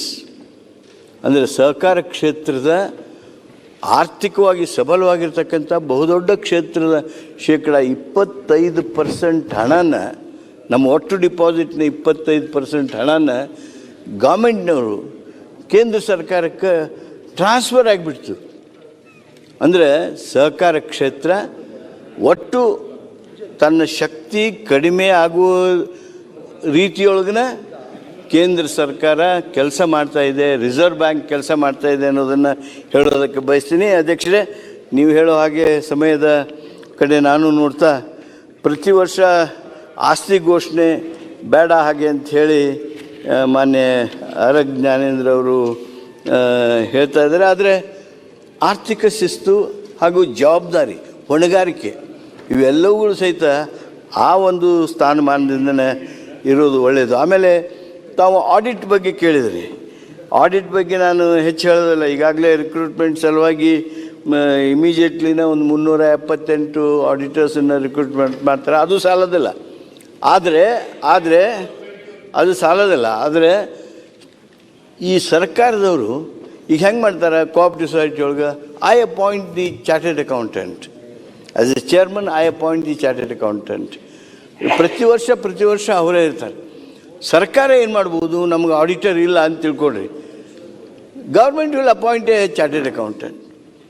He will hire instead of society hiring. ಅವಾಗ ನಿಮ್ಗೆ ಆ ಪರ್ಸ್ನಲ್ ರ್ಯಾಪೋ ಸಹಿತ ಇರೋದಿಲ್ಲ. ಅದೇನಾದರೂ ವ್ಯವಸ್ಥೆಯನ್ನು ಮಾಡೋದಕ್ಕೆ ನಾವು ನೋಡ್ತೀವಿ ಅನ್ನೋದನ್ನು ಹೇಳ್ತೀನಿ. ತಾವು ಮೀಸಲಾತಿಯನ್ನು ವಿರೋಧ ಮಾಡಿದ್ದೀರಿ, ಆದರೆ ಅದು ಇವತ್ತಿನ ದಿನಮಾನದಲ್ಲಿ ಅತ್ಯಂತ ಅವಶ್ಯಕವಾಗಿರ್ತಕ್ಕಂಥದ್ದು. ಹಾಗೂ ಸಮಾಜದಲ್ಲಿ ಎಲ್ಲರನ್ನ ತೆಗೆದುಕೊಂಡು ಹೋಗ್ಬೇಕು ನಾವು. ಕೇವಲ ಇಲ್ಲಿವರೆಗೆ ಏನಿತ್ತು, ಬರೀ ರೈತರನ್ನ ಅಷ್ಟೇ ತೊಗೊಂಡು ಹೋಗ್ತಿದ್ದೀವಿ ನಾವು. ಸಹಕಾರಿ ಕ್ಷೇತ್ರದೊಳಗೆ ರೈತರಷ್ಟೇ ಇರ್ತಿದ್ರು. ಈಗ ಹಂಗಲ್ಲ, ಬೇರೆ ಬೇರೆ ಎಮ್ಮಿಗೆ ಸಾಲ ಕೊಡ್ತೀವಿ ನಾವು, ಆಕಳಿಗೆ ಸಾಲ ಕೊಡ್ತೀವಿ ನಾವು, ಚಕ್ಲಿಗೆ ಸಾಲ ಕೊಡ್ತೀವಿ ನಾವು, ಬೇರೆ ಬೇರೆ ಸಣ್ಣ ಸಣ್ಣ ಉದ್ಯೋಗಗಳಿಗೆ ಸಾಲ ಕೊಡ್ತೀವಿ ಸಹಕಾರಿ ಕ್ಷೇತ್ರದೊಳಗೆ. ಮೀಸಲಾತಿ ಯಾರು ವಿರೋಧ ಮಾಡಲಿಲ್ಲ, ಆಯ್ತು, ಎಲ್ಲರೂ ಹೇಳುತ್ತೆ ಅದೇ ಪಾಯಿಂಟು. ಗೌರ್ಮೆಂಟ್ ಶೇರ್ ಇದ್ರೆ ಮಾಡಿ, ವೋಟಿಂಗ್ ರೈಟ್ ಕೊಡಿ ಅಂತಾನೆ ಎಲ್ಲರೂ ಕೂಡ ಹೇಳಿರ್ತಕ್ಕಂಥದ್ದು. ಮೀಸಲಾತಿ ವಿರೋಧ ಮಾಡಿಲ್ಲ. ದೇವೇಗೌಡ್ರೆ, ಹರೀಶ್ ಗೌಡರು ಸ್ಪಷ್ಟವಾಗಿ ವಿರೋಧ ಮಾಡೋದಿಲ್ಲ ನಾನು ಅಂಥೇಳಿ ಬಲವಾಗಿ ನಮಗೆ ಬೆಂಬಲಿಸಿದರು. ಅಷ್ಟೇ ಅಲ್ಲ, ನಾಮಿನೇಷನ್ ಬಗ್ಗೆಯೂ ತಕರಾರು ಮಾಡಲಿಲ್ಲ. ನಾನು ಒಂದು ಮಾತು ನಿಮಗೆ ಹೇಳ್ತೀನಿ, ಇವತ್ತು ನೀವು ನಮ್ಮ ಹಿರಿಯ ಸಹಕಾರಿಗಳಾಗಿ, ನಮ್ಮ ಸ್ನೇಹಿತರಾಗಿ ನಾವು ನೀವು ಎಷ್ಟು ಕೆಲಸ ಮಾಡೀವಿ, ಇವತ್ತು ನೀವು ನಿಮ್ಮ ಸೋಲು ಒಪ್ಕೋಬೇಕಾಕತಿ. ಒಂದು ಸೆಕೆಂಡ್ ಕಂಪ್ಲೇಂಟ್ ಮಾಡಲಿ, ಕೇಳ್ರಿ, ಕಂಪ್ಲೇಂಟ್ ಮಾಡಲಿ. ಮಾಡಿದ್ದೀನಿ, ಸ್ವಲ್ಪ ಕೇಳಿ, ಸಹಕಾರಿಗಳ ನೋವನ್ನ ನಿಮ್ಮ ಮುಂದೆ ಎಕ್ಸ್ಪ್ರೆಸ್ ಮಾಡಿದ್ದೀನಿ. ಸ್ವಲ್ಪ ಕೇಳ್ರಿ ನೀವು. ನಿಮ್ಮ ಸೋಲನ್ನು ನೀವು ಒಪ್ಕೋಬೇಕಾಗತ್ತೆ. ಇವತ್ತು ಹರೀಶ್ ಗೌಡ ಯುವಕ ಸಹಕಾರಿ ಆದರೂ ಸಹಿತ ಸಹಕಾರಿ ಕ್ಷೇತ್ರದ ನ್ಯೂನತೆಗಳನ್ನು ನಮಗೂ ಮನವರಿಕೆ ಆಗುವಂಗೆ ಹೇಳೋದ್ರ ಜೊತೆಗೆ ಸಹಕಾರ ಕ್ಷೇತ್ರಕ್ಕೆ ಏನೇನು ಒಳ್ಳೆಯದು ಅನ್ನೋದನ್ನು ಹಾಗೂ ಬೆಂಬಲ ಮಾಡೋದ್ರೊಳಗೆ ಅತ್ತಾಗಿತ್ತಾಗಿ ನೋಡಲಿಲ್ಲ ಅವರು. ಸರ್ಕಾರದ ಈ ಪ್ರಸ್ತಾವನೆಯನ್ನು, ಕಾನೂನನ್ನು ಬಲ ಕೊಟ್ಟರು. ಅದಕ್ಕಾಗಿ ಅವರು ಮಾಡಿರ್ತಕ್ಕಂಥ ಆ ಉತ್ತಮ ಭಾಷಣಕ್ಕಾಗಿ ನೀವು ಸೋಲು ಒಪ್ಕೋಬೇಕು ಅಂತ ಹೇಳಿದೆ ನಾನು. ಅಷ್ಟೇ ಇರಲಿ. ಸನ್ಮಾನ್ಯ ಅಧ್ಯಕ್ಷರೇ, ನಾಮಿನೇಷನ್ ಗಾದೆನೇ ಇದೆ, ಅಪ್ಪನ ಮೀರ್ಸೋ ಮಗ ಆಗಬೇಕು ಅಂತಕ್ಕಂಥದ್ದು. ಸನ್ಮಾನ್ಯ ಜಿ ಟಿ ದೇವೇಗೌಡರು 120 ವರ್ಷದ ಸಹಕಾರ ಕ್ಷೇತ್ರದ್ದು ಎಲ್ಲ ವಿವರವನ್ನು ಹೇಳಿದರು. ಸಂಸ್ಥೆಗಳ ಮೆಂಬರ್ಶಿಪ್ ಬಗ್ಗೆ ಹೇಳಿದರು. ನಾನು ಒಂದೇ ಹೇಳ್ತೀನಿ, ಸಂಸ್ಥೆಗಳಿಗೆ ನಾಮಿನೇಷನ್ ಮಾಡುವಾಗ, ಈ ಕಾನೂನಲ್ಲಿ ಮಾಡಿದ್ದೇವೆ ನಾವು, ಸಂಸ್ಥೆಗಳಿಗೆ ನಾಮಿನೇಷನ್ ಮಾಡುವಾಗ ಯಾರು ಬೇಕು ಅವ್ರು ಮಾಡೋದಲ್ಲ. ನೀವು ಯಾರನ್ನ ಸೊಸೈಟಿಗೆ ಮೆಂಬರ್ ಮಾಡ್ಕೊಂಡಿರ್ತೀರಿ ಬೋರ್ಡ್ನವರು, ಅವ್ರನ್ನ ನಾವು ನಾಮಕರಣ ಮಾಡ್ತೇವೆ ಹೊರತು, ನಾಮಕರಣ ಮಾಡೋದಕ್ಕೆ ಬರ್ತದೆ ಹೊರತು ಈ ಕಾನೂನಿನ ಪ್ರಕಾರ ನಮಗೆ ಮನಸ್ಸಿಗೆ ಬಂದವ್ರನ್ನ ಮಾಡಕ್ಕೆ ಬರೋದು. ಆ ರೀತಿಯಾಗಿರ್ತಕ್ಕಂಥ ಅವರು ಎಲೆಕ್ಟ್ ಆಗಿ ಬರಲಿ, ಇನ್ನು 3 ಜಾಸ್ತಿ ಮಾಡಿ ಸ್ಥಾನನ. ನೀವು ಹೇಳುವ ರೀತಿಯಲ್ಲಿ SC ಇರಲಿ, ಮಹಿಳೆ ಇರಲಿ ಮತ್ತು ST ಇರಲಿ, 3 ಜನರನ್ನ ಚರ್ಚೆ ಮಾಡಿದ್ರಲ್ಲ, ನಮ್ಮ ಸದಸ್ಯರಲ್ಲಿ ಚರ್ಚೆ ಮಾಡಿದ್ರಲ್ಲ. ನಿಮ್ಮ ಆಶಯ ಅವ್ರನ್ನ ತರಬೇಕು ಅಂತ ಹೇಳಿ ತರೋಣ. ಎಕ್ಸಸ್ ಮಾಡ್ತಾರೆ, ಎಕ್ಸಸ್ ರೂರಲ್ ಮಾಡ್ತಾರೆ. ಪ್ರಯೋಜನ ಇದೆ. ಗೆಳೆಯರಾದ ಬಾಲಕೃಷ್ಣ ಅವರು ನನ್ನ ಮನಸ್ಸಿನಾಗ ಏನಾಯ್ತೋ ಏನೋ ಅಂತಂದ್ರೆ, ನನ್ನ ಮನಸ್ಸಿನಾಗ ಇರಲಿಲ್ಲ ಅಂದ್ರೆ ನಾನು ಮಾತಾಡಂಗೆ ಇಲ್ಲ ಅದನ್ನ. ಇದಕ್ಕೆ ಸಂಪೂರ್ಣವಾಗಿ ನೋಡ್ರಿ, ಸೌದಿಯವರು ಈ ಕ್ಷೇತ್ರದೊಳಗೆ ಭಾಳ ಬಲವಾಗಿದ್ದವರು. ಇವತ್ತಿನ ಸಾಮಾಜಿಕ ನ್ಯಾಯ ಪರಿಕಲ್ಪನೆಯ ಸಂದರ್ಭದೊಳಗೆ ನಾವು ಎಲ್ಲರನ್ನೂ ತೆಗೆದುಕೊಂಡು ಹೋಗಬೇಕು. ಮೊದಲಂಗೆ ಸಹಕಾರಿ ಸಂಸ್ಥೆ ಅಂದ್ರೆ 11 ಮಂದಿ ಇದ್ರೆ ಮುಗಿತದೆ, we can get it registered. PACS ಹಂಗಲ್ಲ, ಇವೆಲ್ಲ ಆರ್ಥಿಕ ಸಂಸ್ಥೆಗಳು. ಒಂದೂರಿಗೆ ಮತ್ತು ಇನ್ನೊಂದು ಆಗ್ಬೇಕಾದ್ರೆ ಸರ್ಕಾರ ಮಟ್ಟದೊಳಗೆ ಎಕ್ಸಿಬಿಷನ್ ಬಂದು ಮತ್ತೊಂದು ಆಗಬೇಕು. ಒಂದು ಊರಿಗೆ ಅಂದ್ರೆ ಆ ಊರವ್ರಿಗೆ ಎಲ್ಲರಿಗೂ ಅಲ್ಲಿ ಅವಕಾಶ ಇರಬೇಕು, ಆಡಳಿತದಲ್ಲೂ ಅವಕಾಶ ಇರಬೇಕು. ಆಮೇಲೆ ಈ ರೀತಿಯಾಗಿ ನಾವು ಆಡಳಿತದಲ್ಲಿ ಅವ್ರಿಗೆ ಅವಕಾಶ ಕೊಟ್ಟರೆ, ಆರ್ಥಿಕ ಕ್ಷೇತ್ರದಲ್ಲಿ ಅವಕಾಶ ಕೊಟ್ಟರೆ, ಈಗ ಹೆಂಗೆ ಪಂಚಾಯತಿ ಒಳಗೆ ಮೊದಲೇ ಸಲ ರಿಸರ್ವೇಷನ್ ಬಂದಾಗ ಹೆಂಗೆ ಇರ್ತಿದ್ರು ಹಂಗಿಲ್ಲ. ಈಗ ಎಲ್ಲರೂ ತಮ್ಮ ವಿದ್ವತ್ತನ್ನು ಬೆಳೆಸ್ಕೊಂಡಿದ್ದಾರೆ, ಸಾಮರ್ಥ್ಯವನ್ನು ಬೆಳೆಸ್ಕೊಂಡಿದ್ದಾರೆ. ಅದೇ ರೀತಿಯಾಗಿ ವೋಟಿಂಗ್ ಪವರ್ ಐತೋ ಇಲ್ವೋ ಹೇಳಿ. ಆನಂದ್ ಅವರು ಸ್ವಾಗತ ಮಾಡಿದ್ದಾರೆ. ಸರ್, ಈಗ ವೈದ್ಯನಾಥನ್ ವರದಿಯನ್ನ ನೀವು ಒಪ್ಕೊಂಡ್ರ ಮೇಲೆ 100 ಕೋಟಿ ಸಹಾಯಧನವನ್ನ ಕೇಂದ್ರ ಸರ್ಕಾರ ಕೊಟ್ಟಿದೆ. ನೀವು ಬರೆದು ಕೊಟ್ಟಿದ್ದೀರಿ. ನಮ್ಮ ರಾಜ್ಯ ಸಾವಿರಾರು ಕೋಟಿ ಕೊಟ್ಟಿದೆ. ನಮ್ಮ ರಾಜ್ಯ ನಾವು ಹಸ್ತಕ್ಷೇಪ ಮಾಡೋದಿಲ್ಲ, ಇದರಿಂದ ಮುಕ್ತ ಮಾಡ್ತೀವಿ ಅಂತ ಹೇಳಿ ಮತ್ತೊಂದು ಸರಿ ಮತ್ತೆ ನೀವು ಹಸ್ತಕ್ಷೇಪ ಮಾಡ್ಲಿಕ್ಕೆ ಹೋಗ್ತಾ ಇದ್ದೀರಿ. ವೈದ್ಯನಾಥನ್ ವರದಿ ಅವಾಗ ಏನ್ ಅದೆಲ್ಲದಕ್ಕೂ ಸಹಿತ ಸಮಯನೂ ಮುಗಿದಿದೆ. ಅದಾದ್ಮೇಲೆ ಸಾಕಷ್ಟು ನೀರು ಹರಿದಿದೆ. ಇರಲಿ, ಸನ್ಮಾನ್ಯ ಶಿವಲಿಂಗೇಗೌಡರು ನಬಾರ್ಡ್ ಬಗ್ಗೆ ವಿಶೇಷವಾದ ರೀತಿಯೊಳಗೆ ಪ್ರಸ್ತಾಪ ಮಾಡಿದ್ರು. ನೀವು ಏನು ಹೇಳಿದ್ರಿ ಅದು ಸತ್ಯ ಇದೆ. ಹಾಗೂ ನಾವು ಇವತ್ತು ನಬಾರ್ಡ್ ವಿಚಾರವಾಗಿ ಇಂಥ ಸದನದೊಳಗೆ ಚರ್ಚೆ ಮಾಡಬೇಕು. ಒಂದು ಅಶೋಕ್ ಅವರ ನಬಾರ್ಡ್ದವ್ರದ್ದು they were actually to land for agriculturist. ಇವತ್ತೇನಾಗಿದೆ, ನಬಾರ್ಡ್ದವರು RIDF ಹೆಸರಿನೊಳಗೆ ರೂರಲ್ ಇನ್ಫ್ರಾಸ್ಟ್ರಕ್ಚರ್ ಡೆವಲಪ್ಮೆಂಟ್ ಫಂಡ್ ಏನಾಗುತ್ತೆ, ಹೈವೇ ಮಾಡಕ್ಕೆ ಕೊಡ್ತಾರೆ ಅವರು, ರೈಲ್ವೆ ಲೈನ್ ಹಾಕಕ್ಕೆ ಕೊಡ್ತಾರೆ, ಏರ್ಪೋರ್ಟ್ಗೆ ಫೆಸಿಲಿಟೀಸ್ ಕ್ರಿಯೇಟ್ ಮಾಡಕ್ಕೆ ಕೊಡ್ತಾರೆ NABARD. Is that their duty?